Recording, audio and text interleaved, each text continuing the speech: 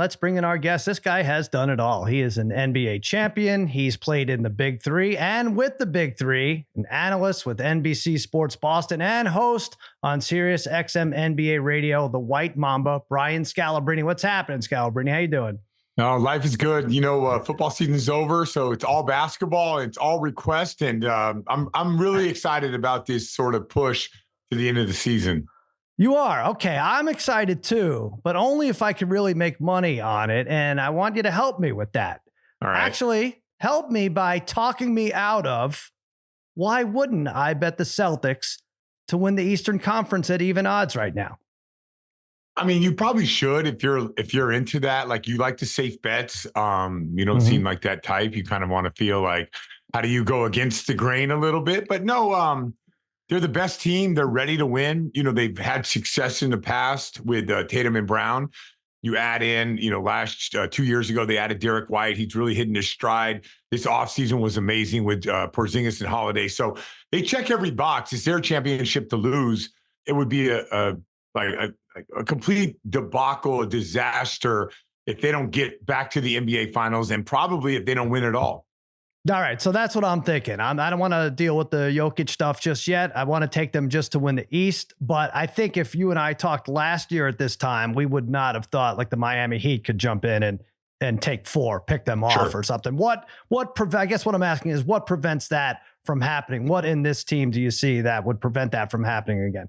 Yeah, their spacing's a lot better this year. Like their shot distribution is better. It's like adding Holiday was an incredible pickup. He's a guy that doesn't go out there and hunt his own shots. If they come to him, he takes them. But it's just, we thought they were good last year. They are so much better this year, and they checked so many boxes this year. Like I said, it would have to be a disaster for the Celtics not to get out of the East.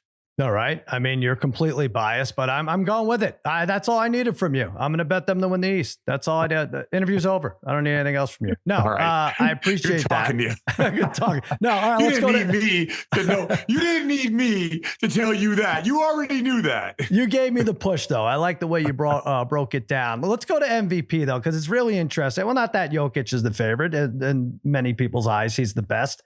He said minus 155 favorite. SGA moved to plus 220. Why do you think Jason Tatum at 40-1 isn't getting much attention? Is it because he's thought of as a dual entry with Brown? No, I think it's a combination of a few things. Like, Tatum has been there so many times, and Jason Tatum will have an opportunity to go head to head against those guys.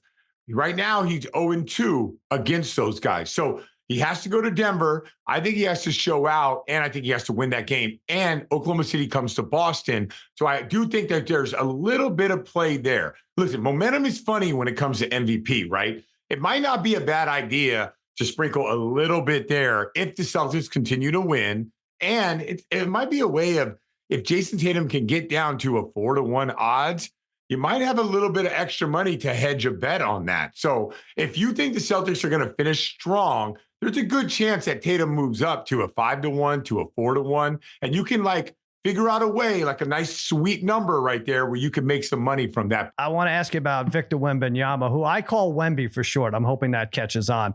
Wemby, he hasn't disappointed this year. He had a 5x5 game the other night. Did you ever come close to getting a 5x5? Yeah, I got 5 minutes, 5 shots, 5 misses. Okay. I'm glad. You know what? I love how you throw out the 5x5. It's a really difficult task, and you threw it out there. Kudos to you. There's only one other rookie to do it. It was Tinsley in 2001. So, and Jordan did the blocks and steals part like Wemby. Those are the only two to do twice. So, but anyway, what's impressed you most about this rookie so far?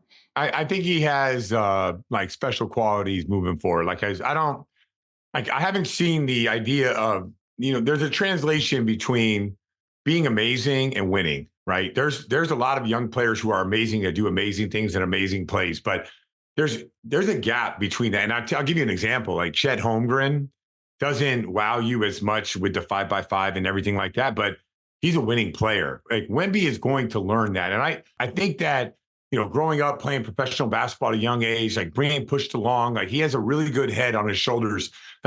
a lot of beef right now about AAU and everything like that. The one thing that the European game, I think they get it right, is they don't gas up their young players. They don't tell them how great they are. They just tell them to go work. Yeah, he's doing all these crazy things and losing efforts, unfortunately, with the Spurs. But that was interesting what you said. So if you were raising a boy or a girl to play, hopefully in the NBA or WNBA, you would consider moving to Yugoslavia and doing that, right? Just because of the way they'd be. Oh, you wouldn't? No. Or I could just not put them on Instagram, gas That's them true. up, and put them against older people. Like you could just play and get your butt kicked every single day. It's not hard. If you're 16 years old and I'm talking nasty, one of the best in the country, just go find better players to play against. What does flexing and going on Instagram do for you at this point? I think, though, I see what you're saying, but I think moving them to Yugoslavia would be easier than keeping them off Instagram, actually, at this point. You might be right. Are you familiar with Italian-American super agent Sean Stellato? He was Tommy DeVito's agent, the Giants quarterback. They made a big deal out of him. Oh, yeah. I mean, like from a 30,000 foot view. That's it. But go ahead. That's a good distance, I would say. Because at the Super Bowl, I met him and I asked him, I played a little game with him. I asked him if he could name 15 Italian restaurants in 30 seconds. And he could not. Actually, he did exactly 15, but he named the Olive Garden, which is disgusting. I did not count that. I don't know if you think that's wrong, but I was like, no, sorry, you're disqualified. But I have another ethnic food related game for you. Are you ready for this? Sure. Okay, it's called Does Scalabrini Know Scalapini? I've checked various scalapini recipes online, probably too many over the last 24 hours. They seem to all have the same 9 ingredients. I think you can name under 7.5 of them. If you name 8 or more, I'm going to give you 2 tickets to the 2049 NBA All-Star Game. Okay? Because you think I need 2 tickets to the 2049. All right. Well, we'll see. We'll see how much you need them. Go ahead. All right. So we'll just say pasta, even though I could take flour, water, salt. Right. I could take those. Well, but salt is going to definitely be in it. All right. Flour, salt, veal. 3. Yep. Good. Bread would be breadcrumbs, flour, egg. That's going to be in it. Mushrooms is going to be in it. Red wine is going to be in it. Pepper is going to be in it. Well, I think that's 8. I'm going to the 2049 NBA All-Star Game and sitting at the very top. All right. I think I have to give it to him. Veal, flour, salt, pepper. You said butter? I should have said butter. Everything is butter. I think you missed butter. Olive oil. I don't know if you said it. You said mushrooms. I did. Wine. You missed parsley. I feel like you got 6 out of the 9 I'm looking at here. But you know what? I'm going to give you 1 ticket. You know what? Keep the tickets. No, you'll get 1 ticket. 1 ticket. All right. Me and you will go together. That'll be great. All right. That was a dumb game, but I'll give you something else here. You work now for the Celtics, a storied organization. A lot of myths surrounding the organization. I was hoping you could clear some of these up. We're going to call this game Celtics Fact or Fiction. All right. Okay. I'm going to give you a statement here. You tell me if it happened or did not. Doc Rivers really took $100 from each Celtics player and staffer and hit it in the locker room Staples Center and said, we'll get it back at the NBA Finals. Facts. Really? Yeah. And we were so excited to get our $100 back. The funniest thing about NBA players, we'll bet thousands of dollars on this and free throws and this and that, but somehow getting that $100 back was so rewarding. Yeah, it's like better than finding it in a coat or something. Wow. Exactly. So everybody had the money on them. I guess this is before like I mean, Apple Pay and we stuff. get per diem. When you get per diem, you get an envelope. Everyone took the $100 out and gave it to them. Yeah, I see. Okay, and that worked. That's a good motivator. All right, here's another one. Kevin Garnett, fact or fiction? He made his own teammate Glenn Big Baby Davis cry during the middle of a game. But that's like that's fiction, but looks very true. Big Baby got blamed for something that he didn't do. And in the NBA, you don't like it. Like we went in the game and they went on an immediate 9-0 run. I was in there, Leon Poe and Big Baby were in there. And Leon Poe had an assignment. Big Baby, we blamed him for the assignment. It wasn't really his fault.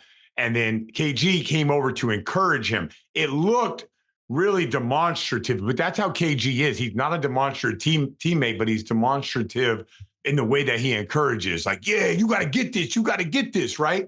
Mhm. And then at that point, Big Baby started crying because he got taken out of the game, right? So it's not KG's fault. But there's a lot of truth to it. But Right. it's not because of KG. He was trying to encourage him to be better. So if you're Big Baby, by the way, you're going to get accused of crying at some point during your career if your nickname is Big Baby, or regardless of Kevin Garnett screaming in your face. What would you rather be crying over, getting taken out of the game, or Kevin Garnett trying to motivate you? I'm not sure that's better story with the Garnett thing. Better, right. It's a legendary story. Right. I would have said I got dust in my eye or something, but I could see either way going. All right. And finally, here's the last one. Fact or fiction? The Boston Celtics once considered replacing Danny Ainge as their general manager with Bill Simmons. That can't be true. That can't be true. And now, listen, Danny Ainge was there and we lost 18 games in a row with Doc. Yeah. Right. I was there for the transition to the next group afterwards. I would happen to be there for both.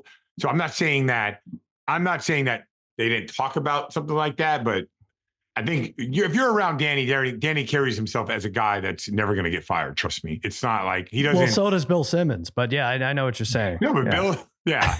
I don't know how Bill, you know what? Those talks could have happened on some level. I just can't imagine there was a lot of traction. I think this is probably the only level the talks have happened on between you and I right now. Where'd you get that from then? I don't know. I made it up. I mean, some of the fact is fact and some of the fiction has to come from left field or half court, as you will. All right. I think you did well. And I think you did better in that game than you did does Scalabrine know Scalapini, but good effort either way.